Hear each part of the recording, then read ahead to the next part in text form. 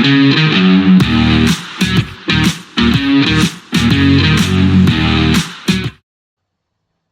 welcome back to the Supercoach Nuff channel. In this video we're going to review AFL Supercoach after round 21 of the 2025 season.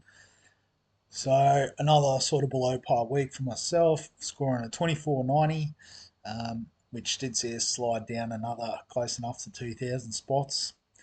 So hanging on to the top 55k.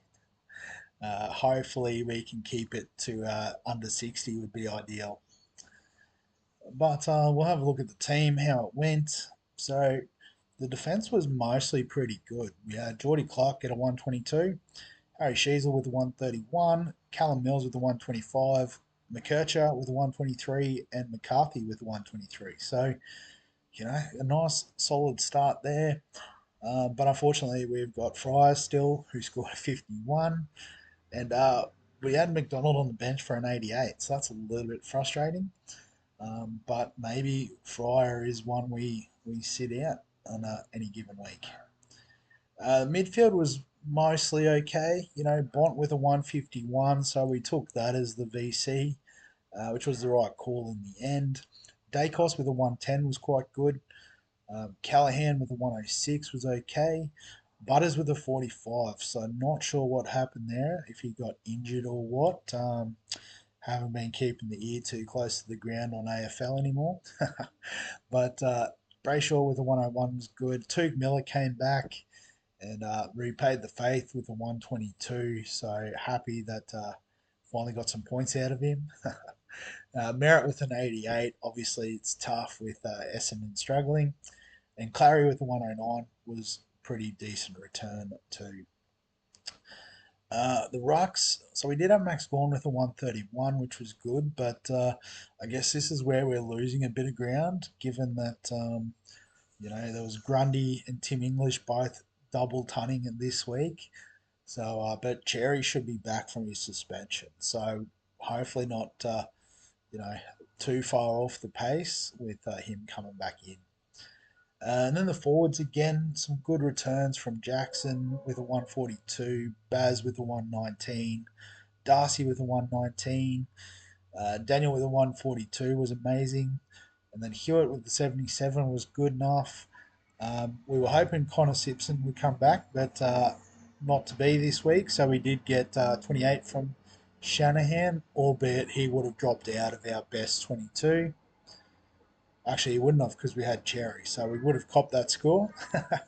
And TDK with a 74 is about as much as we can expect from him at the moment.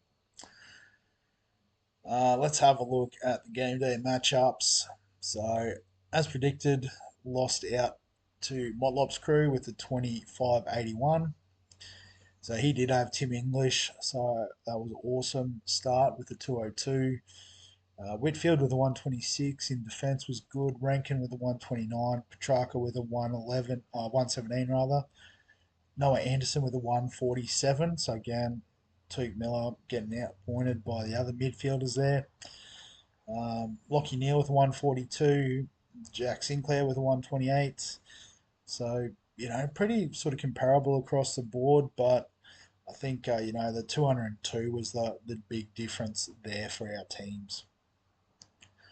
But as you can see, we're well off the pace. A couple of 2700s there in the first qualifying final. Well done to Shano getting the win over City Sushi. The Milkers with the 2796, eliminating East Valley United. 27 as well for Fab's team, knocking out Just Torpit.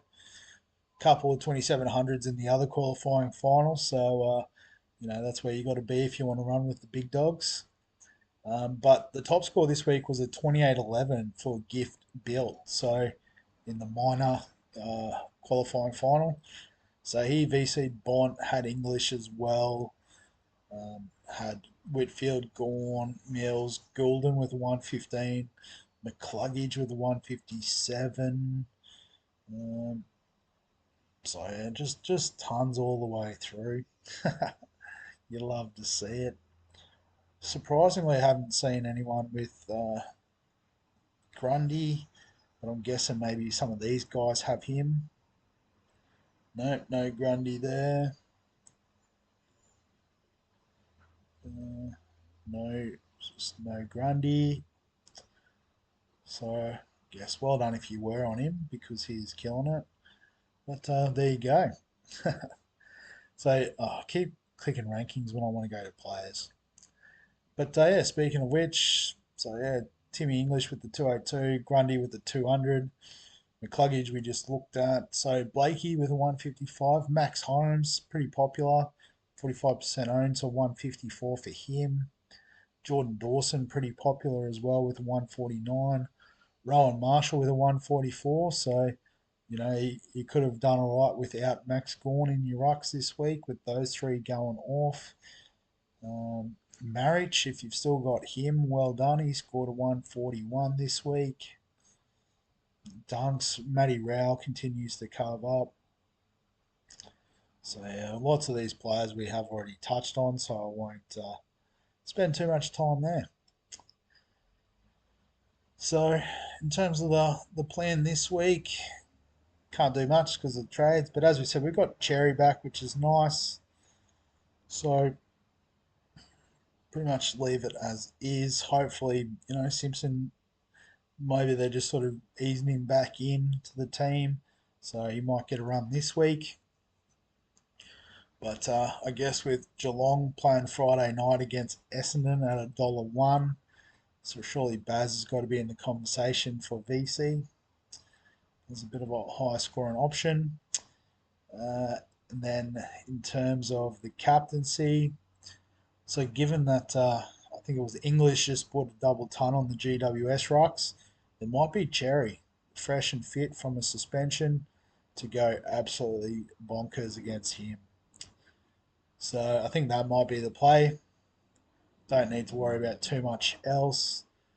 I mean, when does Freo play? So Saturday night. So I guess you could potentially look at the Oscar McDonald VC. Maybe not play Freo, but I guess then you'd have to put Carroll or Charleston in, but they already have played by then. So probably can't do the loophole anyway. But we'll move it there. Um, yeah, can't do too much else, can we? So we'll just leave it there. Um, as always, if you've got any questions, comments, thoughts, feel free to add them below this video. Give us a like if you enjoy the AFL content. Subscribe for all the fantasy sports content on the channel. Also, get on the Discord. There'll be a link in the description. But other than that, we'll catch you in the next one.